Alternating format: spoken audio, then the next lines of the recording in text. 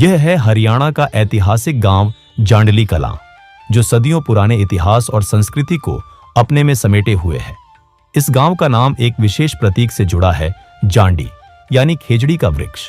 आज भी गांव की गलियों के बीचों बीच यह वृक्ष हरा भरा खड़ा है, मानो अपनी जड़ों में गांव के गौरवशाली अतीत की कहानियां समेटे हुए हों। यह गांव सिर्फ अपनी प्राकृतिक सुंदरता के लिए ही नहीं, बल्कि वीरता और राष्ट्रभक्ति के लिए भी जाना जाता है। इस धरती ने अनेक योद्धाओं को जन्म दिया, जिन्होंने अपने साहस और पराक्रम से इतिहास के पन्नों पर अपना नाम दर्ज कराया। यहाँ के मेले, त्योहार और सामूहिक आयोजन गांव के लोगों में एकता और भाईचारे की भावना को मजबूत करते हैं। तो आइए इस वीडियो के माध्यम से जानते हैं जांडली कलां गांव का गौरवशाली इतिहास, इसकी परंपराएं और वो अनसुनी कहानियां जो इसे खास बनाती हैं।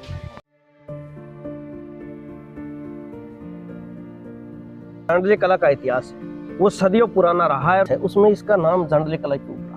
मेरे ममेरे भाई थे, जिनमें एक बैरू था और एक था गिल। कला और जांडली खुर्द, वही दो भाई वहाँ पे, एक बैरू और एक गिल करके बड़ा चढ़ाते हैं। अच्छा। आने के बाद जो वो आती है उसको जांडली की पूजा करते हैं। जातियां हैं, 13 जातियां हैं और अच्छा, मूल रूप से 3 बगड़ है। अच्छा, उसको खड़क की प्रथा बोलते थे। वो कमाता था। सीएम भजनलाल जी थे और हमारे पंचायत का चुनाव हुआ।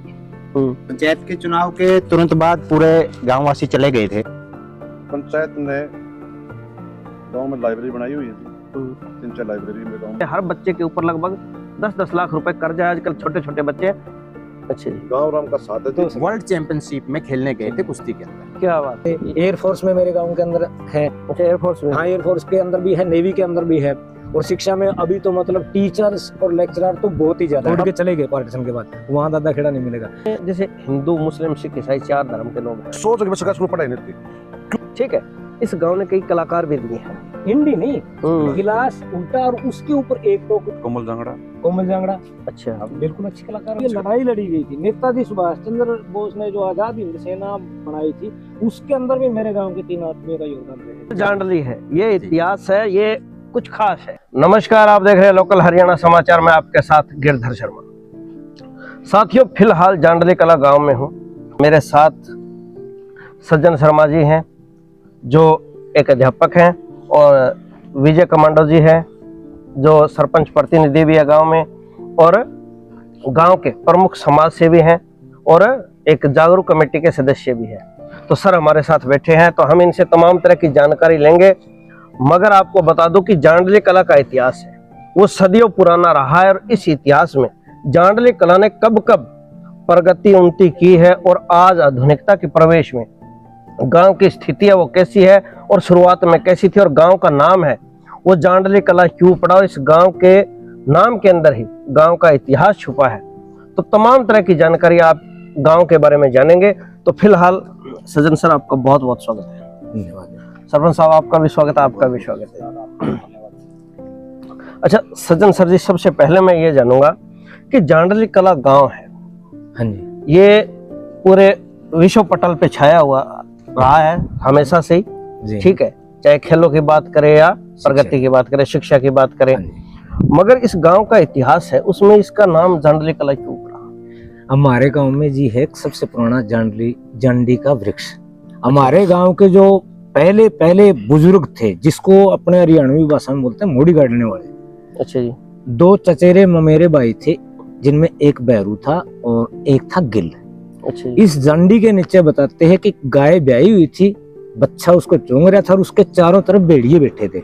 अच्छा। उन लोगों ने देखा कि भाई ये कोई पवित्र स्थान है, और यहाँ पे पानी का साधन उन्होंने देखा, जमीन देखी, क्वालिटी देखी, तो उन्होंने यहाँ पे बसने का निर्णय लिया। उस जांडी की वजह से इस गांव का नाम जांडली पड़ा है। अच्छा, जांडली कलां और जांडली खुर्द, वही 2 भाई वहाँ पे, एक बैरू और एक गिल, जिन्होंने वहाँ पे मोड़ी गाड़ी थी, या जो मूल अच्छा। बासिंदे थे। अच्छा, ये है जी जांडली। यानी दोनों गांव का इतिहास है वो मिलता जुलता है। बिल्कुल मिलता जुलता है। तो आज भी गांव में वो है जांडी? हाँ बिल्कुल है, आज भी हम शुभ कार्यों के। सरपंच साहब, मेरा आपसे सवाल रहेगा अगला कि जो जांडली कला का इतिहास है वो ऐतिहासिक जांडी गांव में है, तो उस विरासत की संभाल कैसे की जा रही है, और आज भी अगर सदियों का इतिहास देखा जाए तो वो है, तो उसके बारे में थोड़ा सा जानकारी दें आप। सर, मैं जो जांडी जो है वहाँ जो मेरा गांव के सब लोग जांडी को पूछते हैं, और सारा गांव उसकी देखभाल करता है। अच्छा, पूजनीय है वो। पूजनीय हाँ, है। ब्याह शादी में और में तो कोई भी हो, नई शादियों का हमारे नई बहू आती है, होती है, शादी में बारात जाने से पहले भी ही जांडी को पूज के ही आगे जाते हैं। अच्छा, गांव में उसकी पूजा करके बाहर जाते हैं और बाद में आते हैं हाँ, तो भी। पूजा करके बारात चढ़ाते हैं। अच्छा। और आने के बाद जो बहू आती है उसको जांडी की पूजा करते हैं और देखभाल सारा गाँव ही देखभाल करता है। अच्छा, तो साथियों गांव के अंदर जांडी जिसे खेरड़ी कहा जाता है, खेजड़ी कहा जाता है, ठीक है, तो वो आज भी मौजूद है। आप स्क्रीन पे देख पा रहे हैं। फिलहाल इस रूप में है, ये हरी भरी भी होती है, इसकी छंगाई भी की जाती है, इसकी देखभाल भी की जाती है। और गांव के जो मुख्य मंदिर है उससे थोड़ी सी दूरी पे ये विशाल वृक्ष के रूप में आज भी वहां पे है। तो ये तो था गांव के इतिहास के बारे में जानकारी। सर, मैं आपसे ये पूछना चाहूंगा कि जो गांव बसाया गया, हाँ जी, ठीक है, तो उस समय जो लोग यहाँ पे आए थे, हाँ जी, वो सबसे पहले लोग कौन थे और कैसे उन्होंने इस गांव का विस्तार किया? देखो जी, मैं आपको मूल रूप से बताऊं कि मेरे गांव में अभी फिलहाल जो जातियां हैं 13 जातियां हैं। और अच्छा, आपके मूल गांव रूप में? से हाँ 3 बगड़ है, कुआड़, बैरो और जुगलान। अच्छा जी। हाँ, 3 मूल है। तो हमारे से करीबन 10वीं पीढ़ी तक के हमारे नाम याद है। जिस तरह मान लिया जाए हम बात करें बैरू बगड़ की, हाँ जी, हाँ जी। तो इसमें एक तो अपने जोंकी के आगे, 2 ये अपने पातू और ठोंगर के, हाँ, चौकी पत्तू में आएगा। हाँ इसके अंदर आ जाए वो। हाँ, अच्छा, दूसरा एक गोत्र है इसमें जो चौहान। नहीं, हाँ नहीं, मैं पूरी बताऊंगा आपको भाई अपने गांव के अंदर कुल कितने गोत्र है। इसमें 2 ही गोत्र हैं। और जो कुआड़ बगड़ है उसके अंदर भी जितने में गोत्र है ना, सारे के सारे मैं आपको बताऊं। अच्छा, आपने लिखे थे? हाँ हाँ बिल्कुल है जी। कुआड़ में है कुआड़, बोंगड़िया, मंडेरना, गरेवाड़, दलाल और रोहिला। अच्छा। हाँ, इसी गोत्र के कुआड़ बगड़ में है। बैरू में सिर्फ 2 ही गोत्र के लोग हैं, बैरू और चौहान। तीसरा जो बगड़ रह गया, नहीं सच्ची, एक अपना बैरू में काली रावण गोत्र भी है। यही। हाँ, अब मान गए, ठीक है ना। और एक घर यहाँ पे पुनियों का भी था। अच्छा। हाँ, और जुगलान के अंदर 3 गोत्र है हमारे, जागलान, कुलड़िया और शोकन। अच्छा। हाँ, जो मेरे गांव के अंदर जाति है, यानी गांव था वो जाट लोगों ने बसाया था। हाँ हाँ। और साथ में मैं आपको एक और बात बताऊंगी, इसकी तस्दीक सरपंच साहब करेंगे। हमारे गांव के अंदर चाहे वो जाट है, ब्राह्मण है, चाहे वो वाल्मीकि है, चाहे वो कुमार है, चाहे वो सुनार है, सभी के सभी बराबर के भाई मान के शायद पाग बांध के और विश्वेदार। ये हाँ, मेरे गांव के अंदर जितनी भी जातियां मूल रूप से जो बसने वाले हैं वो सभी विश्वेदार हैं। मेरे ख्याल से पूरे हरियाणा के अंदर कोई ऐसा गांव नहीं। अच्छा, यानी सभी जाते हैं। हाँ, जमीन है उनकी और हिस्सेदारी है उनकी। बिल्कुल। तो साथियों, हरियाणा का पहला गांव ऐसा है जिसकी जानकारी आप स्क्रीन पे जान रहे हैं और सज्जन सर अपने को बता रहे हैं कि विश्वेदारी का मतलब होता है कि हर जाति के पास खुद की मूल जद्दी जमीन होना और जिसके ऊपर वो काश्त भी कर सकते हैं, अपने कार्यकलाप जो भी है वो उसके ऊपर चला सकते हैं। तो उनके पास उनकी मूल रूप से जमीन है, रिहायशी जमीन है, खेतीबाड़ी की जमीन है। तो वो हरियाणा का पहला गांव है जांडली कला। ये सर बता रहे हैं और सरपंच साहब पास में बैठे हैं तो ये भी बता रहे हैं। तो सर, जो ये विश्वेदारी है, इसमें कोई, जैसे आपने बताया कि इनको पगड़ी पहनाकर हाँ, इनको समाज में शामिल किया गया, क्योंकि बराबर वाला तो हम तभी मानते हैं जब बराबर की जमीन हो। सभी जाति को हमारे भाईचारा, हाँ, सबको बराबर मानते। बिल्कुल। अच्छा, आज जाति पाति की व्यवस्था कैसी है? नहीं, बिल्कुल हमारे यहाँ को एक ही बात है। अच्छा, जाति पाति का नहीं है? जाति पाति कोई मतलब नहीं, सभी ही में एक भाईचारा है। जब मूल रूप से हमारी वसासत ही, मतलब आधार ही हमारे गांव की वसासत का ये रहा है। क्योंकि लोगों में जाति और धर्म का बहुत आजकल चला हुआ है। नहीं, मेरे गांव के अंदर शर्मा जी ऐसा कुछ नहीं है। सब जातियां, सब भाईचारा। अभी हमने धर्म के बारे में मैं आपको एक राजस्थान की बात बताता हूँ कि पीछे एक मसला हुआ था कि कोई दूसरी जाति का था जो अनुसूचित जाति से जाते हैं, जैसे तो वो अपना गुड़चड़ी वगैरह निकाल रहे थे या डीजे वगैरह बजा रहे थे, तो डीजे बंद करवा दिया कि जी हम नहीं चलाने देंगे, आप दूसरी जाति के जैसे जो चौधरी होते हैं वो चलाते हैं वहाँ पे। राजपूतों का गांव ऐसा कुछ है? नहीं, वो उनका ऐसी कोई बात नहीं है गाँव। तो भाई भाईचारे की मिसाल है गांव। और मैं नहीं कह रहा ये बात, ये खुद कह रहे हैं और इनका गांव है वो गवाही दे रहा है इस बात की, क्योंकि हम भी पड़ोसी गांव से आते देखते हैं, इसी गांव में हम पढ़े हैं तो आते जाते रहे हैं। तो सर, दूसरा अगर आपने बात की कि आपने विश्वेदारी की, इसके बाद अगर देखें तो हम लोगों ने यहाँ पे आना कैसे स्टार्ट किया, क्योंकि एक जैसे जाट है वो सबसे पहले आए, उसके बाद में और जातियां जैसे आई। देखो ये तो हमारी जो है ना, पहले खड़क का सिस्टम होता था, मूल जो कार्यकलाप है कृषि है, और कृषि कार्य करने के लिए सभी जातियां अपना अपना काम किया करती थी, तो उनके बगैर तो काम नहीं चलेगा ना। अब मान लिया जाए जो लोहे का काम है, आड़ है, मुन्ने है, मोरख है, गंडासी है, जेड़ी है, तोंगड़े, ये कौन बनाएगा? लोहार बनाएगा। तो इसीलिए सारी की सारी जातियां इकट्ठी ही आबाद होती थी। लोहे का काम करेगा लोहार करेगा, मिट्टी का काम करेगा कुम्हार करेगा, सोने का काम करेगा सोनार करेगा, ब्राह्मण नाई का आपको पता है ही है। तो सभी जातियां मिलके एक अपनी एक स्वतंत्र अर्थव्यवस्था उसको कह सकते हैं कि वो अपने आप में सिर्फ एक नून के कट्टे बाहर से आया करते जी, बाकी सारा कुछ हुआ गाँव में, गाँव का काम। यानी एक चीज मैंने और भी सुनी थी कि भी जैसे गांव के अंदर क्या होता है कि जैसे जमींदार होता है, हाँ, चाहे वो किसी भी कास्ट का हो, हाँ, जाट जमींदार अपने आम शब्द प्रयोग किया जाता है। तो एक जमींदार होता है, वो आके गांव बसाता है, लोग आते हैं और वो जो जाट जमींदार जो भी आमदन करते हैं उसके ऊपर डिपेंड होते हैं। हाँ, बिल्कुल, उसको खड़क बोलते थे। अच्छा, उसको खड़क की प्रथा बोलते थे। वो कमाता था, और जिस तरह मान लिया जाए जो कुमार है वो गया उस टाइम में, हमारे को याद है भाई, या तो मतलब चने की मंडलियां और गेहूं के जो भी है वो बंडल पड़े होते थे, वहां पे पानी का मटका रखा और वहां से एक उठा लिया, उसका अधिकार है वो। उसी प्रकार ब्राह्मण को अपना टाइम पे मिलता था, नाई को मिलता था, लोहार को मिलता था। ये तो अपने व्यवस्था का यानी जमींदार है वो आज एक, अगर हम देखें तो दाता रहा है हमेशा से। बिल्कुल।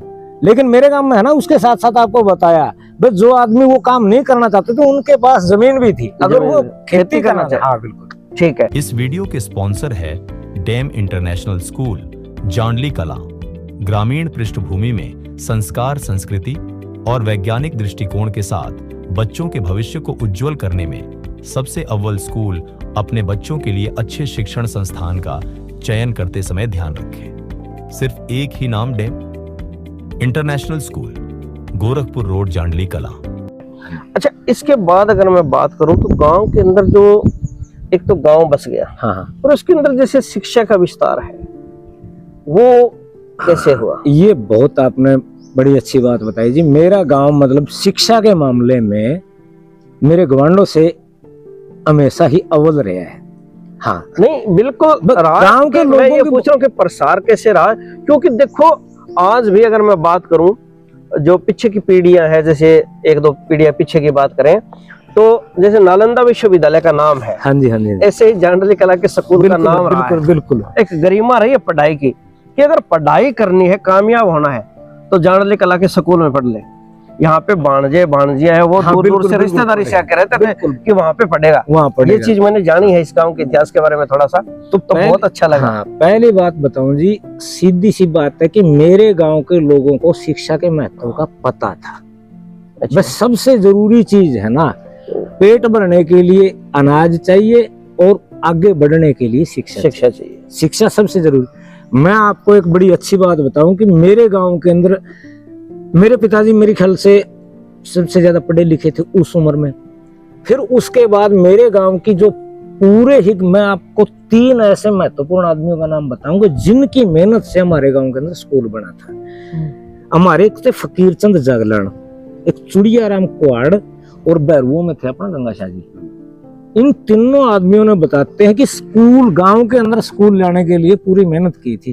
अच्छा। उस टाइम में, आज तो लोग सरकारी स्कूलों की कदर नहीं, ये लोग लाहौर तक जा के मतलब मंजूर करवा के गांव में स्कूल बनवाया था। तीसरी सबसे बड़ी बात, मेरे गांव के जो 3 स्कूल हैं मूल रूप से 1.5 ईंट की सार के बने हुए हैं, उसके अंदर सरकारी ईंट एक भी नहीं लगी हुई है। भूख मरते टाइम में उन लोगों ने चंदा कर करके, बांस इकट्ठी कर करके, सीनियर सेकेंडरी स्कूल, उधर परली तरफ बॉयज स्कूल, और जहाँ पे आप बैठे गर्ल्स स्कूल, ये पूरी की पूरी बिल्डिंग गांव के लोगों ने बनाई, सिर्फ इस लाइन के कमरों को छोड़ के। ये सारे के सारे, और इसी तरह आप दोनों गांव के सहयोग से पूरे की पूरी गांव के सहयोग से। जमीन तो है ही है गांव की, ये पूरी की पूरी बिल्डिंग भी गांव वालों ने चंदा कर करके बनाई हुई है। घर घर जाके दाने इकट्ठे करके चंदा करके फिर बिल्डिंग को बनाया। क्या बात। यानी इतने हाँ, इतने विशाल मतलब स्कूल है बिल्कुल। आपके, 22-22 एकड़ में स्कूल फैले हुए हैं। दानी विरोध में इसमें दान दिया है, पर्सनली कमरे पर्सनली बूढ़ों के नाम पे, ठोड़ों के नाम पे, बगड़ों के नाम पे, से, कोई परिवार कुनबा के नाम से, जिनका कमरा दानी देने विरोध का भी किया है। साथियों, आज आपको मैं बता दूं कि एक मुहिम चली हुई है, समाज में लोग जागृत हो रहे हैं कि जो मृत्यु भोज है उसमें फिजूल खर्ची ना की जाए। इसके ऊपर तमाम तरह की चर्चाएं होती है, मगर कुछ लोग हैं जो पुरातन विचार के वो नहीं मानते। मगर उनके लिए मिसाल है, यहाँ के स्कूल है, वो आके देखे कि उन्होंने अपने बाप दादाओं के नाम से स्कूलों के अंदर कमरे बनाए 22-22 एकड़ में। आज यहाँ पे स्कूल है और सैकड़ों की संख्या में कमरे बने हुए हैं। तो ये गवाही है, ये एक ऐतिहासिक कदम की जो उन्होंने पहल की, उसकी गवाही दे रही है ये भवन। आप स्क्रीन पे देख भी पा रहे हैं। तो आप मृत्यु भोज को बंद करके उसमें जो फिजूल खर्ची की जाती है उसकी जगह आप कोई स्कूल में कमरा बनवाइए, कोई किसी संस्थान में बनवाइए, गांव में लाइब्रेरी बनवा दीजिए, तो आप ये काम भी शुरू कर सकते हैं। तो सर, अब मैं आपसे ये जानूंगा कि जो ये स्कूल है, हाँ जी, इसका जो निर्माण था, आपने जिक्र किया कि लाहौर से मंजूर करवाया गया, मतलब वहां तक जाते थे लोग सिफारिश करवाने के लिए हमारे गांव में स्कूल बना कब था? ये स्कूल तो जी जो हमारी देखत से पहले, मेरी 53-54 साल की उम्र हो गई, पहले गांव में 3 तक का स्कूल था। 5वीं पढ़ने के लिए नहला जाते थे, फिर गांव में 5 तक का स्कूल हो गया। 8वीं का स्कूल बनाया है जाके ये 65-66 में। अच्छा जी। और उसके बाद फिर हाई स्कूल बने हैं शायद 76 या 77 के साल हो गए। ठीक है। और उसके बाद 95 में +2 का स्कूल बनाया। अब यहाँ पे गर्ल सीनियर सेकेंडरी स्कूल अलग है और बॉयज सीनियर सेकेंडरी अलग है, बॉयज प्राइमरी और गर्ल्स प्राइमरी अलग है। ठीक है। हाँ जी। सरपंच साहब, जो ये व्यवस्था रही शिक्षा की, इसके साथ साथ एक पंचायत की भूमिका भी होती है। पंचायत की भूमिका गांव की कैसी रही है? कैसी पंचायतों का इतिहास रहा है गांव का? कैसा भाईचारा रहा? इसके बारे में थोड़ी सी जानकारी दें। मेरे गांव के अंदर आपको पता भी जो पता भी कर लेना, पंचायत का बहुत ही भाईचारा रहता है। इलेक्शन होने के बाद अगले दिन किसी चीज का कोई मनमुटाव नहीं होता, सब इकट्ठे करते हैं, इकट्ठे मिलजुल के काम करते हैं। ठीक है। सब गांव जाम मिलकर सारा काम करता है। कोई गांव की समस्या तो कहते हैं सरपंच सब मिलकर, सभी गाँव की वो समस्या होती है ना, और सब मिलकर बैठ के समस्या को हल करते हैं। अच्छा, मैंने सुना है कि गांव के अंदर जो बड़े बड़े फैसले हैं कि लोग थाने कचहरी तक जाना लोग यानी मुनासिब नहीं समझते, गांव की पंचायत है वही उन्हें फैसले को निबेड़ देती है। हाँ, मेरे तो ये कुछ ऐसा है इस गांव का? बिल्कुल बिल्कुल। अगर मेरे गांव के अंदर कोई झगड़ा होता है ना, झगड़े तो थाने में नहीं जाने देते, हम वहीं पहुंच जाते हैं। गांव के मौजूद लोग हैं जो 2 भाई हैं, सरपंच पंचायत मौजूद लोगों को लेकर, एक्स सरपंच और सभी को लेकर वो दोनों भाई बैठ कर वहीं समझाते थे हम, लेकिन थाने में जाने नहीं देते। मैंने सुना है कि कत्ल तक के फैसले भी आपने गांव की पंचायतों में ले लिए। ये हमारे बुजुर्गों की कृपा है जी। दादा खेड़ा ठंडा रहे हमारे, आज तक है ना बस। बुजुर्गों के सामने सीखा है, उसी कोशिश में हम चल रहे हैं। अच्छा अच्छा। अब जो थाना में न जाना पड़े, गांव को भाईचारा में अगर हो जाता तो यही उसको पारित। तो साथियों, ये पंचायत का एक आप कमाल कह सकते हैं, एक मिसाल कह सकते हैं अलग से, कि मैंने ये सुना है कि इस गांव में पुलिस नहीं आती जल्दी से कभी भी। और आज से कुछ साल पहले की अगर बात करें तो कभी गांव में पुलिस ने एंट्री की नहीं थी, पंचायतों ने अपने आप ही फैसले किए हैं। तो ये पंचायत होती है, अच्छे आदमियों की सोच होती है, और पढ़े लिखे लोगों की सोच का ये फर्क होता है कि वो गांव को आगे की ओर लेके जाते हैं। तो इसमें थोड़ी सी बात ऐड करना चाहेंगे सर जी? बिल्कुल बताइए। इसमें एक भाईचारे की मिसाल है। अब तो जैसे आपने जिक्र किया, तो इसमें जैसे उस टाइम सीएम भजनलाल जी थे और हमारे पंचायत का चुनाव हुआ था। पंचायत के चुनाव के तुरंत बाद पूरे गांववासी चले गए थे इस चीज को लेके, भाई हम गांव में +2 तक का स्कूल चाहते हैं। +2 का स्कूल नहीं था उस टाइम हमारे यहाँ, तो उस टाइम हम +2 का स्कूल चाह रहे थे। और भजनलाल जी अच्छे जानकार थे, अपने ही एरिया के सीएम थे। उन्होंने सभी को देखा कि जो चुनाव लड़ रहे थे और जो हार गए सरपंच वो भी साथ आए हुए हैं, और जो सरपंच जीत गया वो भी साथ आया हुआ है। तो भजनलाल जी ने बड़े हंसमुख से एक बात कही थी कि जीतो कराए मैं आपके गांव में कॉलेज ही बनवा दूं। इतना अच्छा भाईचारा है आपके गांव का। इस चीज को देखकर उस टाइम हमारे गांव में +2 का स्कूल तो भजनलाल जी ने बनाया। बिल्कुल जी, बिल्कुल। भाईचारे की और खेलों की और शिक्षा की तो बिल्कुल अग्रणी पंक्ति में हमारे गांव का नाम आता है। अच्छा सर, आपसे एक सवाल मेरा और भी रहेगा कि जैसे आप समाज सेवा के काम करते हैं, गांव में आप अगुवाई करते हैं, युवा लोगों से मिलते जुलते हैं ज्यादा, तो युवा लोगों का रुझान कैसा है, खेलों की तरफ कैसा रुझान है? और एक जो नशा है आजकल बहुत बड़े स्तर पे चल रहा है हर गांव में, ठीक है, बड़े बड़े लोग यानी आयोजन करते हैं, सम्मेलन करते हैं, मगर कहीं न कहीं नशा है वो रुक नहीं रहा। तो ऐसे में गांव के युवाओं का क्या रुझान है? देखो जी, नशे की बात करें ना, आज के नशे को देखते हुए तो हमारे गांव में नशा नाम मात्र है जी, नाम मात्र। हुक्का, बीड़ी, शराब, इसके अलावा हमारे गांव में कोई नशा नहीं है। जो आजकल चिट्टा, गांजा, अफीम, बुर्की, इस तरह के तो नशे बिल्कुल खत्म है जी गांव में। सिर्फ थोड़ी बहुत जो पुराने हैं वो बुजुर्ग थोड़ी बहुत शराब, हुक्का, बीड़ी के अलावा हमारे गांव में कोई नशा बिल्कुल नहीं है। जैसे आज अपने पूरे फतेहाबाद डिस्ट्रिक्ट में लगा लो, जो पंजाब की बेल्ट लगती है उस साइड से हमारे बहुत खतरनाक नशे फैले आ रहे हैं, लेकिन हमारे गांव में आज तक एक भी ऐसा भयानक केस नहीं है जो नशे के लिपटा हुआ। ठीक। और दूसरा एक और है एडिक्शन, जो आजकल कई गांवों के अंदर मैंने देखा है, बच्चों को जो ये वीडियो ऑनलाइन गेम खेलते हुए उनके एडिक्शन, हमारे गांव के अंदर कोई बच्चा नहीं है। अच्छा, ये बिल्कुल देखने वाले, आप गांव के अंदर से है ना पूरे गांव का चक्कर लगाओ, कहीं आपको कोई बच्चा ऐसे जैसे पबजी गेम वगैरह वो मेरे गांव के अंदर बच्चे इतने बढ़िया तो बच्चे है। करते क्या है? बच्चे या पढ़ाई करते हैं या खेलते हैं। शर्मा जी, अच्छा। बच्चे, पंचायत ने गांव में लाइब्रेरी बनाई हुई है जी, 3-4 लाइब्रेरी मेरे गांव में।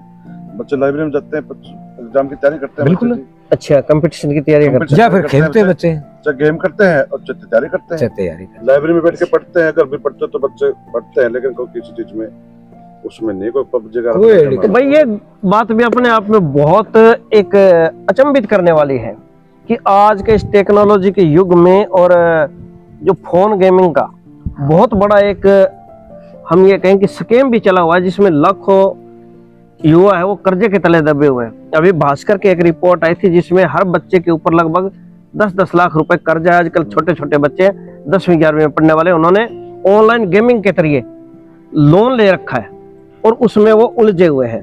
तो ऐसे दौर में अगर इस गांव के बच्चे गेमिंग में ना उलझ के अगर पढ़ाई, तरक्की, उन्नति की सोच रहे हैं तो इस गांव की तरक्की होना संभव है।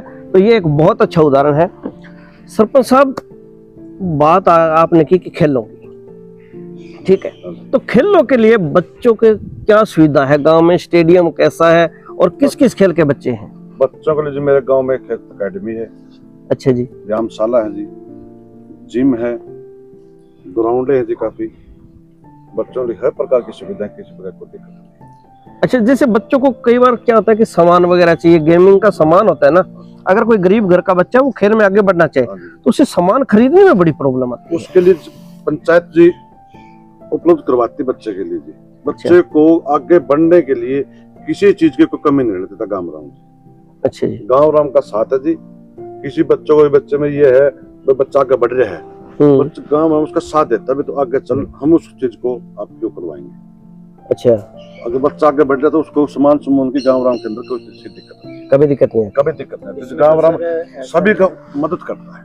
कि गांव का इतना अच्छा सहयोग है खेलों में। जैसे मेरे गांव की लड़की थी संतोष, बहुत ही नॉर्मल फैमिली से बिलोंग करती थी, तो उसने खेलना शुरू किया। शुरू में तो सिर्फ स्कूल में एक कंपटीशन करवाया था सेव एनर्जी, तो उस मुकाबले में उसने पार्टिसिपेट किया। लड़के लड़कियों ने पार्टिसिपेट किया, तो उसमें पार्टिसिपेट मिक्स किया था। उस लड़की ने ही लड़कियों से आगे बाजी मारी।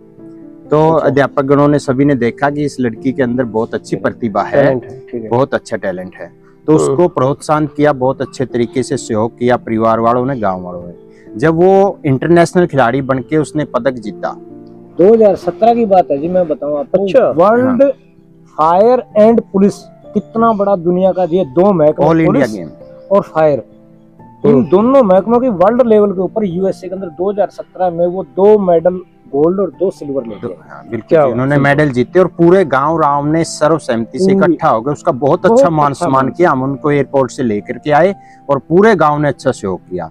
तो इससे पता चलता है कि जब गांव वाले एक खिलाड़ी का हौसला बढ़ाते हैं तो खिलाड़ी पैदा होना स्वाभाविक है। बिल्कुल। दूसरा, गांव में जैसे मिसाल ही है, पूरे विश्व में ही नाम चलता जांडली का, जो पहले अर्जुन अवार्डी हुए श्री उदय चंद जी, जब भारत सरकार ने पहली बार अर्जुन अवार्ड देने की घोषणा की थी 1961 में, तो पहला अर्जुन अवार्डी कुश्ती के अंदर मेरे गांव का श्री उदयचंद जी पहलवान जी है। अच्छे जी। और उनके बड़े भाई हरिराम 14 साल तक चैंपियन रहे हैं लगातार। हाँ, एक वर्ल्ड चैंपियनशिप में 1970 की बात है शायद, तो भारत में एक पहली बार ऐसा हुआ था कि एक ही गांव के दो सगे भाई वर्ल्ड चैंपियनशिप में खेलने गए थे कुश्ती के अंदर। क्या बात है। हाँ जी। और वो जांडली से थे। वो जांडली से थे जी। उस टाइम हमारा तो ये जांडली है, ये इतिहास है, ये कुछ खास है और खास है इसीलिए आपको दिखाई जा रही है।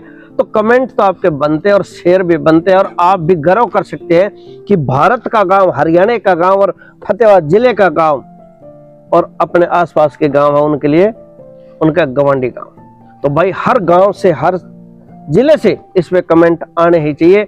आप गर्व कर सकते हैं कि वर्ल्ड चैंपियनशिप के अंदर एक ही गांव के एक समय में 2 खिलाड़ी खेले और दोनों सगे भाई। एक और सर इसमें उदयचंद जी पहलवान ने भारत की तरफ से 3 बार ओलंपिक खेलों में प्रतिनिधित्व किया था। 1960 में, 64 में और 68 में 3 बार भारत की तरफ से प्रतिनिधित्व किया था भारत का ओलंपिक खेलों में। और एशियाड और वर्ल्ड चैंपियनशिप तो बहुत सारे मेडल हैं, जो टोटल मिलाकर उनके 30-31 मेडल हैं जो वर्ल्ड चैंपियनशिप के। और मैंने एक किस्सा और भी सुना था उनके बारे में, उदयचंद जी के बारे में। कोई पाकिस्तान से कोई खिलाड़ी आए थे एक बार, हाँ, और वो ओपन चैलेंज किया था उन्होंने और पर्सनल मुकाबले में उनको हरा दिया था। थी वो पाकिस्तान के खिलाड़ी, उनका नाम भी मैं बक्स था, मौला बक्स थे, पाकिस्तान से मौला बक्स थे। वो दिल्ली में आए थे, तब बिरला साहब ने पता नहीं कितने 1100 रुपये थे, 5100 रुपये कुछ इनाम भी दिया था। अच्छा, उनकी बात है ये, जब उदयचंद ने मौला बक्स को हराया था, जो आज बिरला ग्रुप चलता है।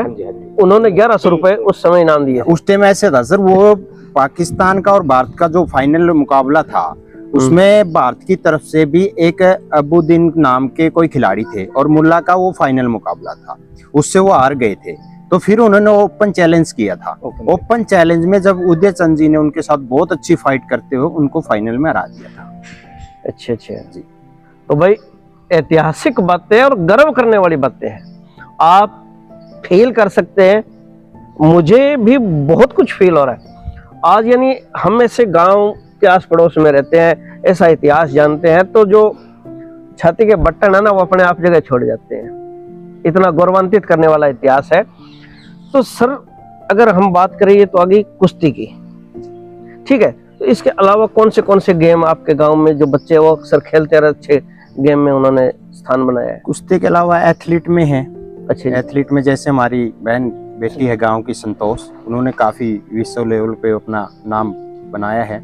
उसके साथ साथ और भी हैं, बहुत सारे खिलाड़ी हैं। हैंडबॉल की टीम है आज के टाइम में, लड़कियों की हमारी काफी अग्रणी है। डिस्ट्रिक्ट में मार्शल आर्ट है, गेम है, उसमें है। बाकी और बहुत सारे ऐसे हैं। उस टाइम में खो खो ज्यादा थी, हर बार नेशनल खेलना खो खो की टीम में, ये तो एक आम सी बात होगी थी, क्योंकि खो खो की टीम में शायद अब एशिया में जाके कोई उसका मिला है खेलने का। उस टाइम तक सिर्फ नेशनल तक खो खो गेम होते थे। नेशनल में हर बार पार्टिसिपेट करना या पोजीशन लेके आना मेरे गांव का खिलाड़ियों का ये काम था। अच्छा, तो ये तो था खिलाड़ियों का इतिहास। इसके अलावा समझ में ये जानूंगा कि जो गांव है उसके अंदर जैसे खेलों में बच्चे आगे बढ़ गए, तो अब नौकरियों की बात करें कि जो एक पढ़ाई की है, इतना इतिहास रहा है गांव का शिक्षा का, तो यहाँ से कौन सी बड़ी पोस्टों पे लोग लगे हैं? यहाँ गांव के स्कूल से अगर कोई पढ़ के कामयाब हुआ है तो कहाँ किस लेवल तक गए हैं, और आज कितने के लोग गांव में जॉब करते हैं? मैंने आपको पहले बताया था कि पहले दिन से गांव के अंदर शिक्षा का रुझान रहा है। हमारा गांव बिल्कुल छोटा होता है, वो भी मेरे 5-5, 4-4 गांव में उस टाइम ग्रेजुएट नहीं था। जब मेरे गांव से फूलचंद शर्मा ने पहले ग्रेजुएट थे वो, ठीक है ना, रिटायर्ड हेडमास्टर है। हाँ, हेडमास्टर फूलचंद शर्मा। उसके बाद हाँ, 2nd क्लास में पहले नौकरी थी राजेंद्र प्रसाद लेक्चरर। अच्छा, मिलिट्री के अंदर हमारे यहाँ रिटायर्ड 2 लेफ्टिनेंट आ चुके हैं, 1-3 निहाल सिंह और एक अपने ये सत्यवान, 3-4 मतलब है ना ऑनरेरी लेफ्टिनेंट के पद से। एयरफोर्स में मेरे गांव के अंदर है। अच्छा, एयरफोर्स में? हाँ, एयरफोर्स के अंदर भी है, नेवी के अंदर भी है। और शिक्षा में अभी तो मतलब टीचर्स और लेक्चरर तो बहुत ही ज्यादा है। आपके गांव से कमांडो भी है कहीं? हाँ जी कमांडो साहब हमारे बैठे सर में बैठे 2-3 लोग भी है। नहीं, पुलिस के अंदर भी हमारे मतलब बहुत ज्यादा कर्मचारी, अगर आपको नाम गिनाने लग जाए ना हाँ, लिस्ट लंबी है। हाँ, बहुत लंबी लिस्ट है। सीधी लेफ्टिनेंट भारतीय सेवा के अंदर भी हमारे हाँ। बहुत बड़े उच्च पद पे हैं। नहीं, अभी डॉक्टर बने हैं अपने बच्चे, डॉक्टर बने हैं, मेरे HCS बने हैं, CA बने हैं। गाँव- मेरे 2 लड़कियां हैं हमारे गांव के डॉक्टर, एक जो तो हमारे संगीत की लड़की है। मनदीप शर्मा जैसे लगे हैं, सरकारी स्कूल से ही पढ़ के अच्छे बिल्कुल। लगे हैं। अच्छा जी। ये सरकारी स्कूल से ही। अच्छा, अगर हम बात करें जैसे यहाँ पे बच्चे लगे हैं तो इसमें अगर कहीं ना कहीं विज्ञान है, हाँ जी हाँ जी। मैंने सुना कि कुछ बच्चे 1-2 वैज्ञानिक भी हैं यहाँ के, कोई वैज्ञानिक है कहीं इंस्टीट्यूट में? हाँ। कुछ सुना है मैंने। नहीं, अभी वो PhD चल रही है 2-3 बच्चों की। फिजिक्स में तो अपने रुगा बंगड़िया, उनकी लड़की है, PhD करने लग रही है।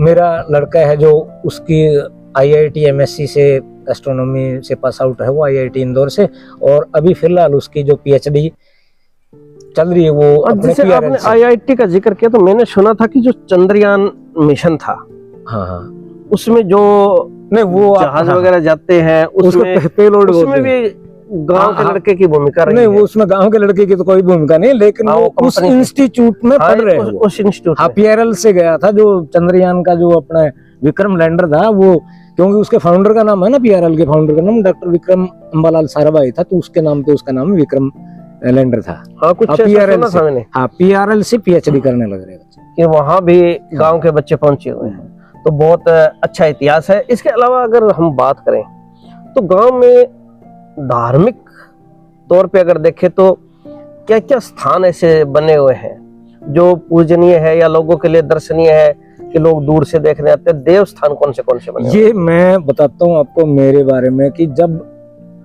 क्योंकि हमारे गांव के अंदर है ना आस्थावान लोग हैं, लेकिन कोई आडंबर नहीं, कोई दिखावा नहीं। जो मेन जरूरी आइटम जो होते हैं, जैसे विवाह शादी के अंदर हम जाते हैं, तो मैंने भी अपने पिताजी से सबसे पहली बार पूछा था, भाई जहाँ हम धोख मारते हैं, मेरे ये उम्र में काफी छोटे, इन्होंने तो बल्कि देखा भी नहीं होगा, पहली धोख लगती थी हमारे यहाँ हीरे के वाला दरवाजा में। मैंने पूछा भाई वहाँ किस चीज की धोख लगा, ये तो पता होना चाहिए।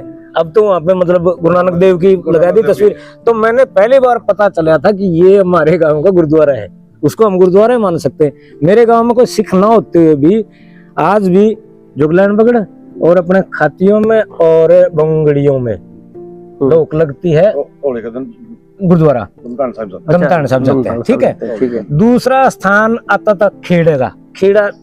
खेड़ा आपको पता होगा, दादा खेड़ा जिसको बोलते हैं। हाँ, ये दादा खेड़ा का इतिहास क्या है? ये क्या दादा खेड़ा का हर गांव में इतिहास दादा खेड़ा हर कीजिए, गांव के अंदर भी नहीं होता ये, जो मूल अगर मोड़ी बंद नहीं है वो कई गांव ऐसे कि किसी और के बसाए हुए थे, वो लोग छोड़ के चले गए पार्टीशन के बाद, वहां दादा खेड़ा नहीं मिलेगा। दादा खेड़ा की तो जी ये एक कुछ धार्मिक जगह नहीं होती, ये एक अपना सामाजिक स्थान होता है। क्या होता है, हम जब मान लिया इस गांव के अंदर आके बैठे, भाई 10 जातियों के लोग थे, 3-4 गोत्रों के लोग थे, 5 परिवार थे, 10 परिवार थे। अब उनका जो जन्म हुआ था वो किसी का कहीं हुआ था, किसी का कहीं हुआ था, किसी का कहीं हुआ था, लेकिन आप सिर जिस जगह के ऊपर जाते हैं ना, तो आपने बुजुर्गों से सुना होगा तेरी के ऊपर ओढ़ नाड़ गड रही है, अच्छा, आकर जताने के लिए। तो यहाँ पे दादा खेड़े की मैं आपको क्लियर करना चाहता हूँ बात है, भाई इस गांव में आके जो भी, चाहे वो 10 जातियां थी, 12 जातियां थी, उनमें कोई जामदा बच्चा था, या तो उसकी ओढ़नाल इस गांव में दबी होगी, या फिर किसी ने अपना शरीर पूरा किया होगा।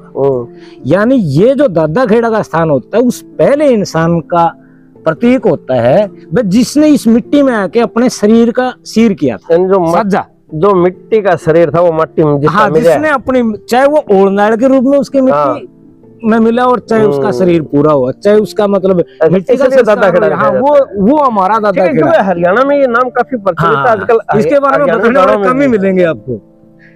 अच्छा, दूसरा इसमें आपने जिक्र किया कि जैसे आपके दादा खेड़ा है, हाँ, ठीक है, और एक गुरुद्वारा उसके बाद फिर आगे चलते हैं। जब पहले धोख लगती थी दोना चिंबी वाला घर में, अब वो स्थान है कि मेरे गांव के अंदर तीसरे लोग हैं जो मूल रूप से, एक तो गुरुद्वारा को मानने वाले हो गए, जिनकी मतलब गठजोड़े की जाती है, मतलब बच्चे के सुच्चे बाल उतराए जाते हैं, वो मेन उसको कुल देवी देवता बोलते हैं अपन। दादा खेड़ा सभी का सिर का होगा, सभी जातियों का है। तीसरे नंबर के ऊपर आते हैं सुल्तान की दोग लगती है जी। मेरे गांव के अंदर पूरा बैरो बगड़ और इसके अलावा 2 जातियां है ना, जिनका लोहार उनका भी गोत्र चौहान है और छिंबी उनका गोत्र है जी जोया। अच्छा, उनकी जो 2 पूजा होती है वो सुल्तान की ऊपर। सुल्तान पीर है कोई? हाँ हाँ अच्छा, उनका भी स्थान बना हुआ है। बिल्कुल। हम बता रहे हैं कि एक तो शोकन गोत्र और सुनारों का अपना गोत्र है बोहण, ये भी सुल्तान को दोगते हैं जी। दलाल और दलाल गोत्र। अच्छा, हाँ मतलब हमारे यहाँ पे गांव- गुरुद्वारा भी है, इसका बगड़ से भी कोई मतलब नहीं दाता खेड़ा भी है जाति से और कोई नहीं, पीर हाँ, भी है। बिल्कुल है। क्या बात है। अच्छा, यहाँ पे अगर हम बात करें धर्म के अनुसार, अच्छा तो कोई मंदिर है गांव के अंदर? हाँ, वो गांव बसने से पहले का बाबा कांसीगर का मतलब कच्चा डेरा होता था, और उसके बाद ये अपने जो हमारे से बड़ी पीढ़ी हमारे पिताजी और उनके टाइम में मतलब वो पक्का हो गया था। द्वाना चिम्बी ने नींव खोदी थी जी इसकी, ठीक है ना। रात ने उसी ने, क्योंकि उसकी कोई मूर्ति वगैरह नहीं थी। अच्छा, जो गांव वो के एक चौक के पास बड़ा मंदिर है। हाँ हाँ, बड़ा मंदिर है, तो मूल वो है। उसके बाद मंदिर बना है हनुमान जी का। अच्छा जी। जिसके सहयोग के लिए हमारे गांव के लाला जी थे राधेश्याम, उन्होंने उस टाइम में 20,000 रुपए दिए थे। बाकी सारे गांव ने अपनी मर्जी से देकर वो मंदिर बनाया था हनुमान जी का। ठीक है जी। तीसरा मंदिर अभी एक देवी का है जो पिछले ही साल बनाया है। वो हमारे गांव में पंडितों के परिवार से लड़का बाहर रहता वो, और वो उसने बनवाया है गांव की रजामंदी से। हाँ जी, ठीक है जी। अच्छा, इसके अलावा अगर हम बात करें तो इसमें जैसे हिंदू, मुस्लिम, सिख, ईसाई 4 धर्म के लोग हैं। हाँ जी। सिख आपके नहीं, गांव ईसाई में- नहीं है, हिंदू नहीं, मुस्लिम और सिख। नहीं, होते 4 हैं। हाँ, होते 4 है, चार लेकिन इनमें से आपके गांव में कौन से हैं? हिंदू है, सिख, मुस्लिम है, और सिख ना होते हुए भी सिख है। मतलब कोई सिख लिखता नहीं है, लेकिन हाँ, यानी मानते गुरुद्वारे हिंदू और को। मुस्लिम आपके गांव में है? हाँ, गुरुद्वारे को मानते अच्छा, हैं। मुसलमानों के घर आपके गांव में है। अच्छा अच्छा। 47 की लड़ाई में भी यहाँ से कोई विस्थापित नहीं हुआ ये था। बताते हैं बुजुर्ग कि जब 47 में वो बूढ़े कहते हैं कि मार्शल। मार्शल आया था। हुआ, तो गांव के बुजुर्गों ने कुछ लुहारों को जो मुस्लिम है समुदाय से आते हैं उनको छिपा करके बचाया। छुपा के बिल्कुल उनके वो वो प्रोटेक्शन किया था भाई, भाईचारा था, इतना बड़ा भाईचारा। तालमेल था कि हिंदू मुस्लिम की तो कोई बात ही मतलब नहीं, बात ही नहीं। शुरुआत हुई थी। ठीक है। तो उस टाइम उनको छिपा करके रखा था कि इनकी जरूरत भी है और अपना भाईचारा भी है, वो बिल्कुल। छिपा करके रखे गए। अच्छा अच्छा। जिनकी अबे तुम्हारे को कोई डर नहीं हुआ। भाईचारा आज भी कायम आज है। भी आज भी कायम। आज भी कायम। हिंदू मुस्लिम वाली तो कोई बात बात ही ही नहीं नहीं है। बिल्कुल। उसको लोगों को पता ही नहीं है कुछ बात। क्योंकि ये चीजें ना कई जगह उठ जाती है कि वहाँ पे नहीं, हिंदू नहीं, मुस्लिम है, ये हुआ है। अच्छा, यानी वो आपके कार्यक्रमों में शामिल होते हैं, आप उनके वजह से? बिल्कुल जी, हर ये साझा ब्याह शादी में बाहर के लोगों को पता नहीं भाई ये भी ये- मुस्लिम है। किसी को पता ही नहीं। मेरे को भी नहीं पता था। आपको नहीं किसी पता गाँव में मुस्लिम रहते हैं। एक ही बात। नहीं यहाँ पता घर था, के पास। चले जी किसी गांव में किसी यानी इस गांव के हर गली से वाकिफ रहा हूँ। इस गांव में इज्जत नाम की भी चीज नहीं कोई। अच्छा अच्छा। अच्छा, अब आ जाता है कि इस गांव में अगर हम देखें तीज त्योहार, हाँ ठीक है, हाँ जी, तीज त्योहार मनाए जाते हैं। हाँ। तो तीज त्योहारों में क्या होता है कि लोग अक्सर नशा ज्यादा करते हैं, ठीक है, और एक तीज त्योहारों का रंग चाव भी होता है कि लोग मनाने वाले भी होते हैं और बिगाड़ने वाले भी बिगाड़ने होते वाले। हैं। तो ऐसा एक माहौल है, वो गांव का कैसा माहौल है? वो बिल्कुल बहुत ही शांत है। देखो जी, क्योंकि लोगों से आजकल तीज त्योहार विलुप्त होते जा रहे हैं। नहीं, ये तो एक सच्चाई है भाई। जो तीज त्योहार हमारे टाइम में मनते थे वो अब धीरे धीरे कम होने लग गए।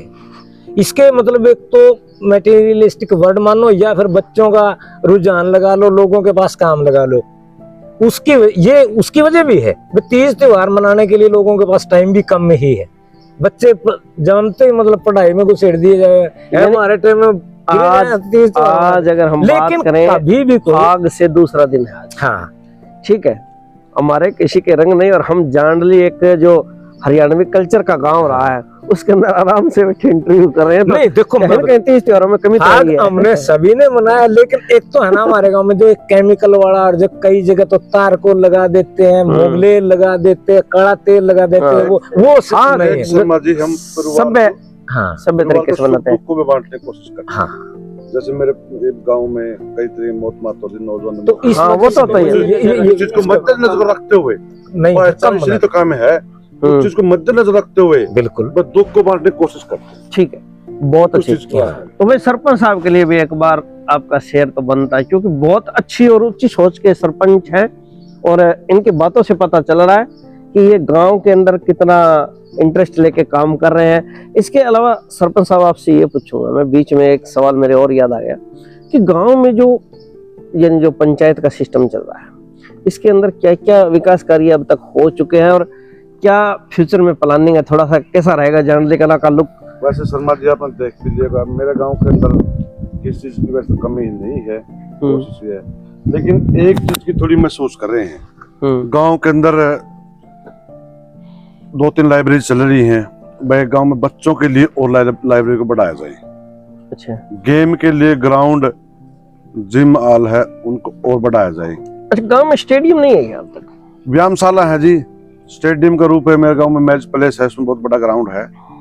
अच्छा, सभी गेम की कोशिश, भाई अब जिम हॉल बनवा दिया और हर स्कूल में ग्राउंड है, तो वहाँ।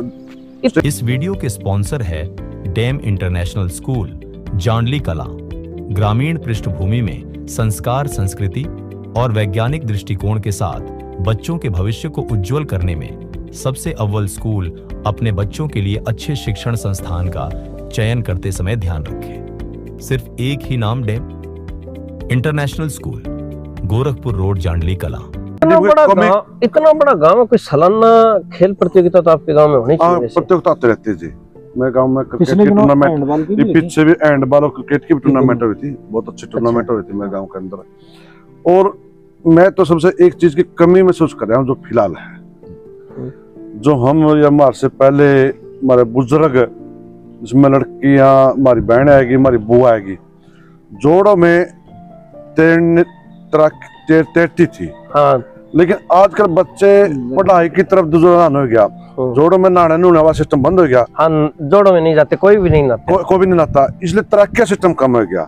मेरी ये कोशिश है गांव राम मिलकर ये करेंगे कि एक तैराकी वाला स्विमिंग पूल बनाया जाए, जिसमें बच्चे को तैरना सीख जाए।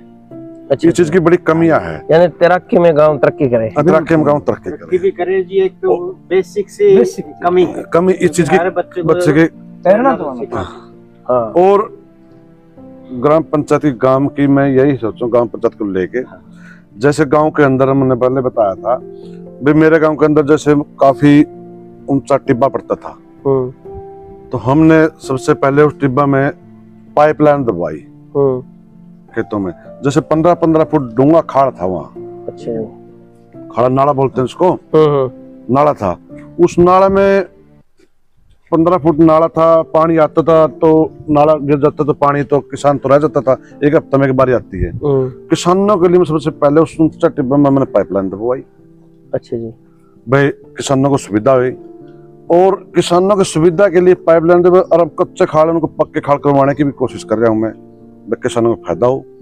और यूथ के लिए, गेमों के लिए अक्सर हूँ मैं भाई। अब जिम हॉल बढ़िया बनने लग रहे हैं, बताया आपको, ग्राउंड है, तो अब मैंने पीछे यहाँ तैयारी है हैंडबॉल का बढ़िया ग्राउंड बनाया जाए, कोई अच्छा बड़ा एथलेटिक्स हॉल बने जिसके अंदर सारे गेम आए, वो कोशिश है। और इंडोर स्टेडियम बोलते हैं एथलेटिक हॉल बोलते, वो है। और पढ़ाई के लिए, यूथ के लिए स्कूलों में किसी चीज की हमारे कमी नहीं है। गांव राम अगर हमारे गांव में अगर कुछ टीचर की कमी रह जाती कोई और गांव राम खुद चंदा इकट्ठा करके गांव के किसी इंटेलिजेंट लड़के को, वहाँ गांव के बच्चे पढ़े, उसको पढ़ाने के लिए स्कूल में एडजस्टमेंट करते हैं, ताकि बच्चों का भविष्य उज्जवल हो सके।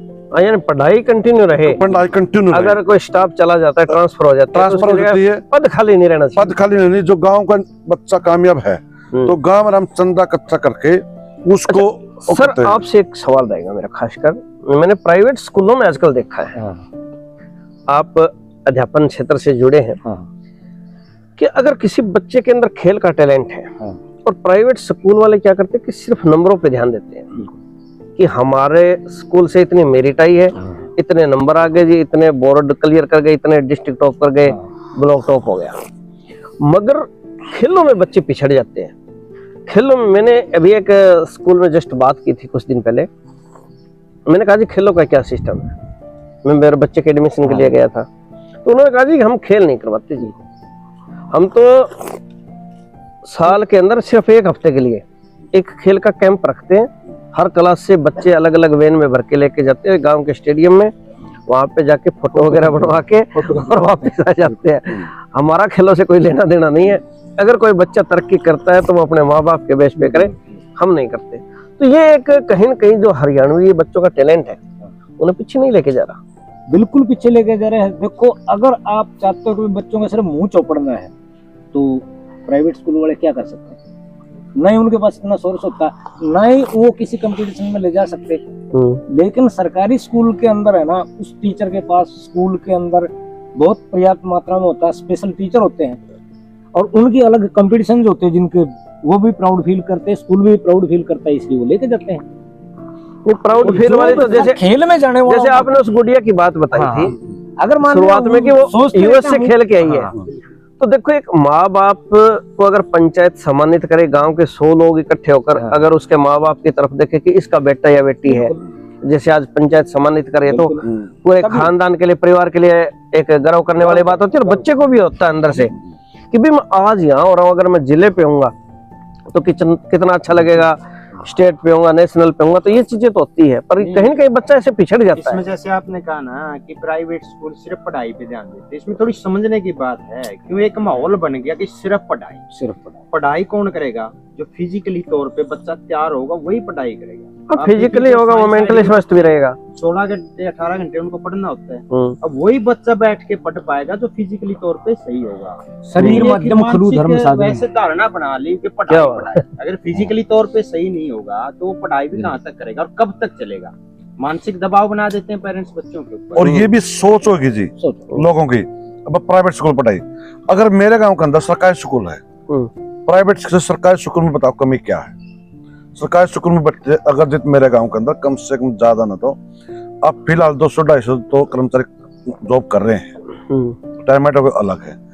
डी ग्रुप से लेकर एचसीएस तक वो सरकारी स्कूल में लगे हैं। कोई प्राइवेट स्कूल का लगे बताओ? जो मनदीप शर्मा जी है एचसीएस लगे हैं, शर्मा जी बैठे हैं, राजेंद्र शर्मा जी, इनके भतीजे हैं, वो सरकारी स्कूल में पढ़े, लगकर प्राइवेट स्कूल में पढ़े हैं। ये सोच होगी प्राइवेट स्कूल सरकारी स्कूल में शर्मा जी बैठे, ये सोच होगी सरकारी स्कूल पढ़ाई नहीं होती। क्यों नहीं होती? मैं तो ये पहले 15-26 जनवरी लोगों को बोल रहा था और मैं भी घर घर जाके ये लोगों को उजागर करूंगा, बताता हूँ। अपने स्कूल में चलो, स्कूल में जाकर किसी चीज की गांव राम को कहता हूँ, अपने स्कूल में अगर किसी चीज की कमी है बताओ, गांव राम मिलकर उस कमी को पूरा करेंगे। बच्चों सरकारी स्कूल में भेजो भाई। आप फूल पौधों की, पढ़ाई की, गेम की चीज देखो शर्मा जी, किसी गांव के स्कूल के अंदर आप देखो, मेरे गांव के स्कूल के अंदर अगर बच्चा कला से पानी पीने आएगा ना, उसको बाहर टंकी पे जाना पड़ेगा, रूम के ही बाहर टूंटी लगी वहीं पानी पी के वापस आप देख लेना। ये नहीं, दूसरी अगर हम बात करें, देखो प्राइवेट इंस्टीट्यूट भी जरूरी है। समाज में कई चीजें हैं, प्राइवेट इंस्टीट्यूट देते हैं, अच्छे हैं। अगर मैं बात करूं आपके गांव की, आपके गांव में भी तो अच्छे प्राइवेट स्कूल है जो शहरों में नहीं है, महानगरों में नहीं है, ऐसे प्राइवेट स्कूल बताए जा रहे हैं। बिल्कुल कि एक बड़े लेवल की सुविधा वो बच्चों को प्रोवाइड करवा रहे हैं। लेकिन तो कितना भी बड़ा हो, एक पर्सनल आदमी एक सरकार का मुकाबला थोड़ी नहीं, सरकार मुकाबले की बात नहीं, अपने सरकारी स्कूल है ना उतना तो नहीं दे सकता। अब यहाँ सरकारी स्कूलों में एक ही बार में है ना 1.5-2 लाख की वो भेज दिया था स्मार्ट बोर्ड, जो कि बड़े बड़े इंस्टीट्यूटों के अंदर नहीं हुआ, हमारे प्राइमरी स्कूलों के अंदर, प्राइमरी स्कूलों के, तो वो चीजें नहीं कर सकता ना कोई प्राइवेट। हाँ, प्राइवेट स्कूल इतना तो नहीं कर सकता, पर बच्चे को आने जाने में, बैठने में ये सुविधा होती है, वो प्राइवेट स्कूल अवेलेबल करवा देते हैं। ये चीज तो होती है, वो इस चीज पे ध्यान रखते हैं। अच्छा, दूसरा अगर हम देखें तो एक टीचर के तौर पे देखें या एक हेडमास्टर के तौर पे देखें, प्रिंसिपल के तौर पे, स्कूल में एक टीचर आए थे दयानंद सिहाग। दयानंद सिहाग काफी साल यहाँ पे प्रिंसिपल के तौर पे रहे हैं और काफी अच्छा उनका मोह प्यार था गांव के साथ। तो उनका अगर शिक्षा के अंदर देखें तो काफी बड़ा योगदान बताते हैं। देखो जी, उनका बचपन ही इस गांव से जुड़ा था। वो मैट्रिक पास आउट इसी स्कूल से थे, उनके पिताजी हेडमास्टर थे। अच्छा। फिर वो बाद में जॉब में लग के, टीचर लग के, वो भी यहीं पे लेक्चरर बने, प्रिंसिपल बने, पीओ बने इसी स्कूल से, ठीक है ना। जाहिर सी बात है वहाँ पे तो उनका फिर प्रेम प्यार होगा ही होगा। खुद दयानंद सिहाग जी ये नहीं कहते कि मैं शिवानी गांव का हूँ, उनका मोर लगाव इतना जानते हो, कहता है कि मैं तो हूँ जान लिखा। और आप पता कर लेना पूरे डिस्ट्रिक्ट में, अदर डिस्ट्रिक्ट में जहाँ भी नाम चलता है, दयानंद सिहाग ये नहीं कहते कि शिवानी के हैं, ये कहेंगे दयानंद जानली वाले। सिहाग साहब जिस प्रिंसिपल से बीओ बने बुन्ना ब्लॉक में, ऑफिस तो ब्लॉक तो 10 बजे खुलता है, शाख साहब 8 बजे यहाँ जांडली पहुंच के 2 घंटे जांडली पढ़ाने के बाद फिर बीओ ऑफिस में जाते थे। क्या बात। बीओ बनने के बाद भी, और जिस टाइम शाख साहब डीओ बने तो स्टेशन मिलना था, वहाँ एसीएस था, वो स्टेशन की बात आई, बस स्टेशन फतेहाबाद दे दो, तो एसीएस कहने लगे भाई शाख साहब आपको तो होम डिस्ट्रिक्ट है फतेहाबाद है, जांडली गाँव आपका घर गाँव है। तो शाह साहब कहने लगे जी मेरा तो घर तो है जांडली, लेकिन ओमगढ़ डिस्ट्रिक्ट मेरा शिवानी गांव है। तो इसे बोला यार मैंने तो ये सोचा था शाख साहब जांडली के हैं, बोला मेरा चल तो जन्म शिवानी का है लेकिन घर मेरा जांडली है। फिर फतेहाबाद डिस्ट्रिक्ट बात की शाख साहब। अच्छा ये बहुत प्रेम प्यार, और शाख साहब ही पढ़ाई के साथ गेम को संतोष जिस टाइम वहाँ पहुंची, शाख साहब ने उसमें काबिल देखी, शाख साहब की मेहनत से और इस तो ऊंचा तक पहुंचा। शाख साहब ने जांडली के लिए पढ़ाई गेम में हर चीज को जांडली को। सरपंच साहब एक चीज और बताइए मुझे, आपके गांव में आपने खेलों का जिक्र कर लिया, स्कूल का जिक्र कर लिया, और स्वास्थ्य के प्रति लोगों का रुझान कैसा है, स्वास्थ्य सुविधाएं कैसी है गांव में, हॉस्पिटल वगैरह की, डॉक्टर वगैरह की कैसी फैसिलिटी है? मेरे गांव में सुविधा बढ़िया है जी, अच्छा बहुत बढ़िया है। हॉस्पिटल है, अच्छा गांव में हॉस्पिटल है, एक आयुर्वेदिक हॉस्पिटल है, 2 हॉस्पिटल है मेरे गांव के अंदर।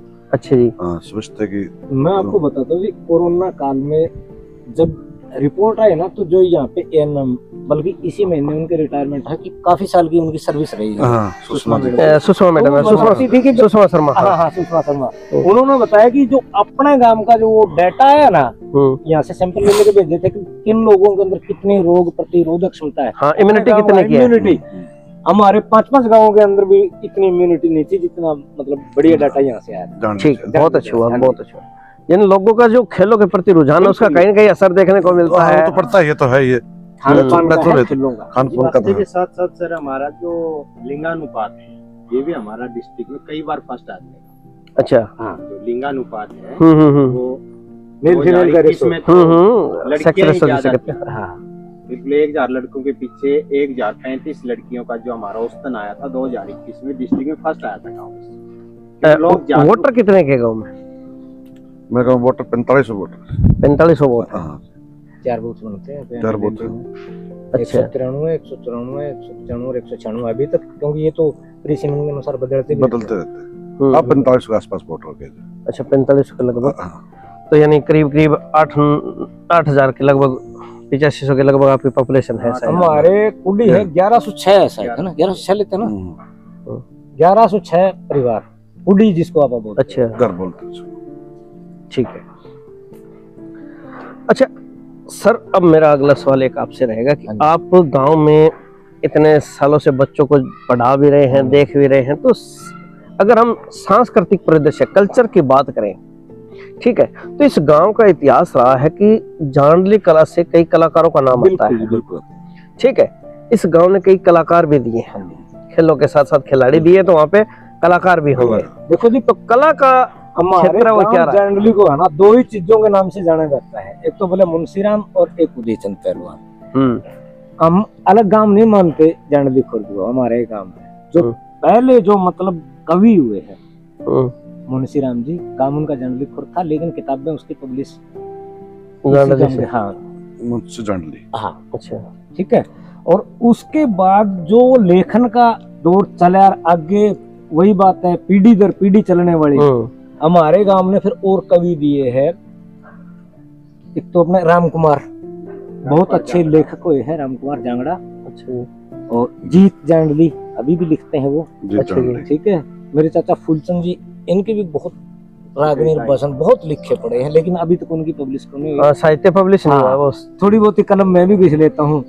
अरे बहुत अच्छी बात है, जमाने के ऊपर जो एट ए सिचुएशन के अकॉर्डिंग जो नई आधुनिकता का बना लेते जो आधुनिकता का समावेश है लेखनी में। अभी जरूरत पड़ जाते हैं ना हमारे को, कभी मान लिया जाए कोई बाल दिवस मनाना है, कभी मतदाता दिवस मनाना है, कभी उपभोक्ता दिवस मनाना, तो इनके ऊपर मैं लिख लेता हूँ एट द टाइम, बस वो जरूरत होती है। सामाजिक मुद्दे आपके टच में है। हाँ जी हाँ जी। और उसके बाद मेरे गाँव की जो टोकनी डांस है जांडली कला का, वैसे स्टार्टिंग इसकी भी टोकनी डांस की जांडली खुर्द से ही हुई थी। अच्छा हाँ, फिर बाद में उनको डिस्ट्रिक्ट के बाद आगे नहीं गए, लेकिन ये फिर आगे डिस्ट्रिक्ट के बाद स्टेट और आगे बाद इंटर स्टेट में भी हमारे गांव की टोकनी डांस की जो टीम है वो गई।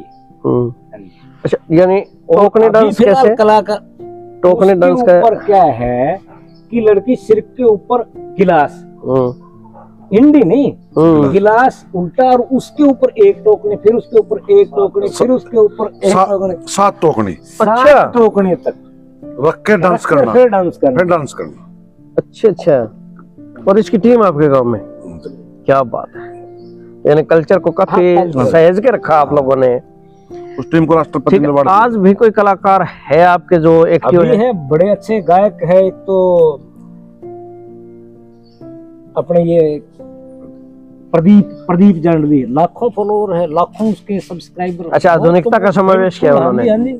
और एक और है अपना के जीत का लड़का है सोनू, बहुत अच्छा लगता है जी। एक लड़की हमारा कोमल जांगड़ा, कोमल जांगड़ा, अच्छा, बिल्कुल अच्छी कलाकार है, अच्छे कलाकार है। ठीक है। यानी कुल मिला के कलाकारों की भी धरती कला, है। संस्कृति, शिक्षा, ये तो नटराज या माँ सरस्वती की कृपा रही है मेरे गांव के ऊपर। इस वीडियो के स्पॉन्सर है डैम इंटरनेशनल स्कूल, जांडली कला।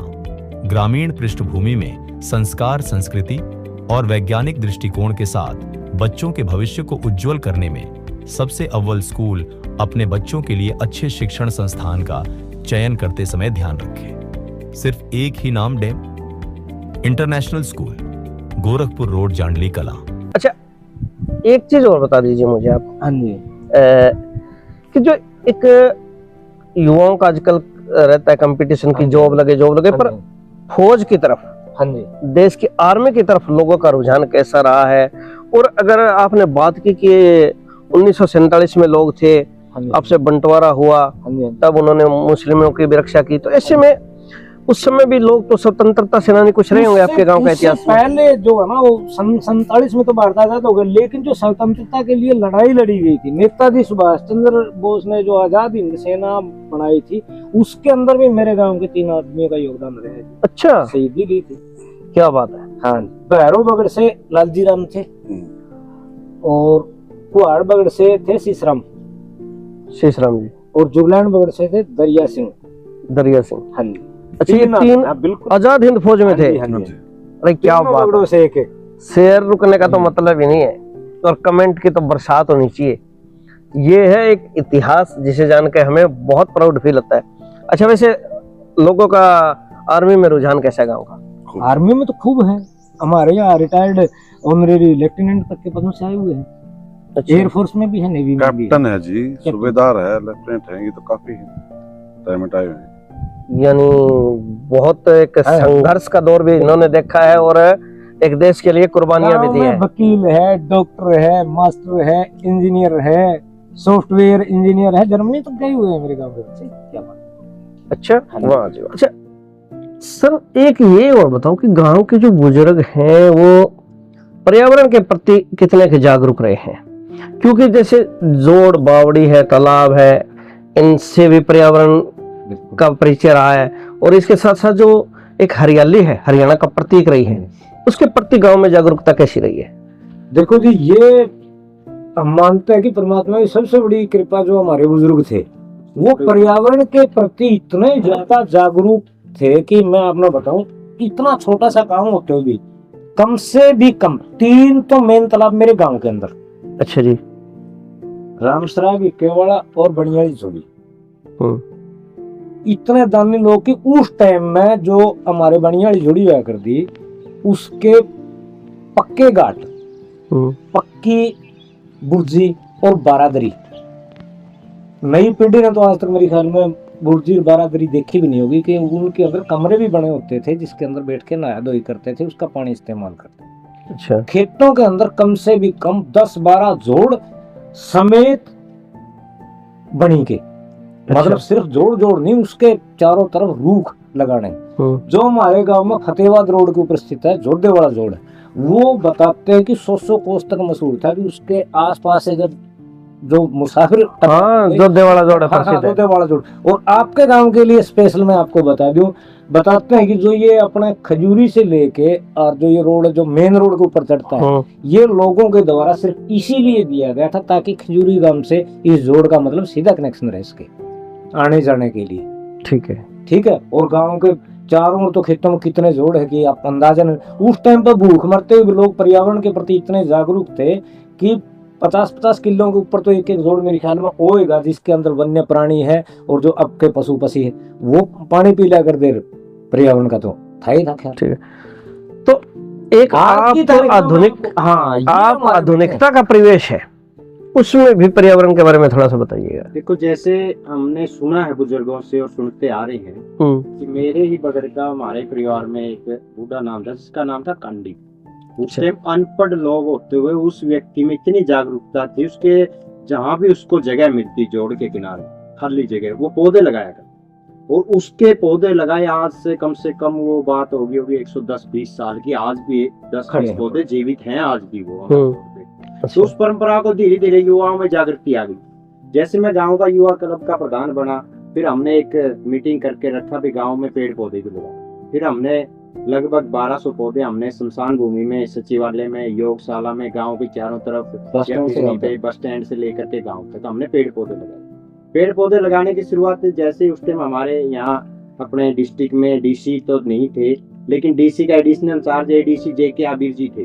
और उस टाइम ये परंपरा थी, क्योंकि आज लोग जागरूक भी हो गए, लोग खुले में सोच जाते थे, घूमने के लिए जाते थे, और वहां से लड़कियों का आना जाना होता था कॉलेज स्कूल में जाने वाले। एडीसी साहब वहां आकर के हमारी पंचायत इकट्ठी करके उस जगह खड़े होके एक बात बोल के गए थे, जेके आबिर जी, या तो तुम यहाँ घूमना फिरना बंद कर दो, नहीं तो मैं इस 4 दीवारी को भी गिरा दूंगा। उस टाइम मेरे को ये बात बड़ी चुभी थी। उस टाइम ये फिर हमने बगड़ इकट्ठा करके वो 4 दीवारी ऊंची करके और हमने उसमें घोड़ी लगवा के पेड़ पौधे लगवाए, और उसी पेड़ पौधे लगवाने का जो त्रिवेणी का उद्घाटन था हमने जेके आबिर जी से ही करवाया। वे हमारे को जीत होगी कि इतनी बड़ी बात बोल के गए, भी लोग जागरूक नहीं है, मैं बार बार बोल रहा हूँ खुले में। लेकिन फिर हमने उस चीज के ऊपर पाबंदी लगा के पेड़ पौधे लगाने की शुरुआत करी थी, जो आज भी लगातार, जिसमें मेरे पिताजी हैं, लगातार शमशान भूमि जाते रहते हैं, सड़क के किनारे पानी डालना हो। एक हमारे परशुराम वाल्मीकि भी हैं, उनका भी इतना अच्छा सहयोग है पेड़ पौधे बचाने में। सरपंच साहब के सहयोग से जैसे गांव में पार्क बनाया नया, उसमें चारों तरफ हमने पौधे लगा दिए और प्रभु वाल्मीकि को वहां रख लिया, वो अपनी सेवा करता है पेड़ पौधों की। मतलब ये सभी लोगों का रुझान है कि पेड़ पौधों को बचाया। पेड़ पौधे सरपंच साहब, एक सरकार का भी बजट वगैरह होता है कि पेड़ पौधे सौंदर्यकरण के लिए लगा सकते हैं, कर बिल्कुल सकते हैं। आता है, ऐसा आता है? बजट आता है जैसे। अच्छा, बजट आता है, सरकार तो पौधे लगाए जाते हैं? पौधे लगाए जाते हैं हर, जैसे मई जून में बारिश होती है वो सरकार स्पेशल बजट देती है, जितने जो गाँव में हो सके ज्यादा से ज्यादा पेड़ पौधे लगाए जाते हैं। अच्छा, दूसरा अगर एक बात और करूं तो आपके गांव का बस स्टैंड है, वो गांव से काफी दूर है, करीब 1 किलोमीटर के लगभग रह जाता है। ठीक है, तो ऐसे में जो गांव की लड़कियां हैं या महिलाएं हैं आती जाती है, कोई देर सवेर भी हो जाए या कहीं पढ़ाई में जाते हैं, दूर इंस्टीट्यूट है, तो ऐसे में सुरक्षा की दृष्टि से क्या कुछ व्यवस्था आपने कर रखी है, और कैसा क्या कुछ लोगों का नजरिया रहा है आज तक, क्योंकि काफी लंबा रास्ता है? सुरक्षा की दृष्टि के लिए जी हमने लाइटें और बाकी कैमरे कुमरे लगवा रखे हैं, ऐसे को देखते हैं सुरक्षा दृष्टि से। और ये बस स्टैंड दूर, मतलब ज्यादा गाँव की दूर पहले नहीं से है। सोच थी कि वो गांव से थोड़ा सा दूर होना चाहिए। ये जो खजूरी से मुड़ते देखो आप, गांव की तरफ से सीधा आता है, बाकायदा रास्ता भी है, ये रोड यहीं से गुजरना था। लेकिन उस टाइम पे गांव के लोगों की सोच यही थी कि ताकि रोड एक्सीडेंट कम से कम हो, इसलिए गांव से दूर हो। सुरक्षा दृष्टि के लिए हम रोड पे कैमरे लगवा रखे। अच्छा, कैमरे लगवा, कैमरे, ठीक है। लाइटें हैं फिरने के ऊपर सब, और उधर भी लाइटें हैं। गांव का माहौल अच्छा है जी, आज तक भगवान की दया से ऐसी नौबत नहीं आई है। क्या कर ले जाए तो ऐसी नौबत आए, गांव का माहौल बहुत। एक सर, मेरे को ये चीज बता दीजिए, आपकी जो आजकल अंतरजातीय विवाह हो रहे हैं, ठीक है, या लड़के लड़कियों के भागने की या दूसरी जाति में शादी करके लाने की ले जाने की, ये चीजें काफी चली हुई है, और इसमें बड़े बड़े ऑनर किलिंग के मामले भी हरियाणा में देखने को मिले हैं, और जाट बाहुल्य गांव के लिए या हरियाणवी क्षेत्र के अंदर ये चीज हुई है। तो इसमें गांव में ऐसा माहौल कैसा है? हमारे गांव में, मेरे गांव के अंदर ऐसे को हमारे गांव में सीधी बात, अभी तक बच्चों की आंखों में शर्म है। असल बात यही है, बुजुर्ग बच्चे शर्म करते हैं, लड़का या लड़कियों का हो या बुजुर्गों के बच्चों को मान सम्मान देते शर्म करते हैं। सिर्फ यही कारण है कि ऐसा, मतलब अंतरजातीय। अच्छा, अंतरजातीय नहीं। हाँ, क्योंकि कई जगह ये हरियाणा में देखने को मिली थी ऐसी चर्चा।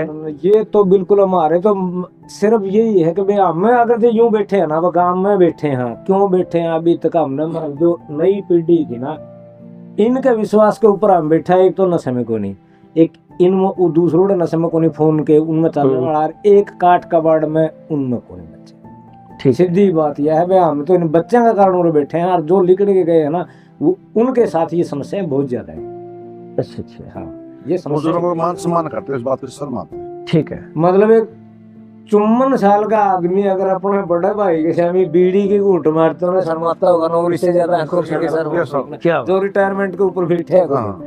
ठीक ना, आप ठीक। समझ सकते हो। बिल्कुल।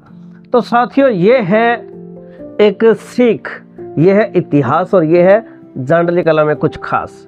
तो खास बातें, जो इतिहास की बातें वो आपके साथ शेयर की, तो वीडियो के शेयर रुकने नहीं चाहिए, वीडियो को आगे से आगे शेयर करें। और इसके अलावा अगर कोई ऐसा टॉपिक जो छूट गया हो, गांव की जानकारी हो और आप युवा लोग देख रहे हैं तो आप तक ये जानकारी पहुंची है तो आप उसमें ऐड कर सकते हैं, नीचे कमेंट के जरिए बता सकते हैं। पर वीडियो को फिलहाल यहीं विराम देते हैं, आगे से आगे शेयर कीजिएगा। बहुत बहुत शुक्रिया, नमस्कार। देखते रहें लोकल हरियाणा समाचार।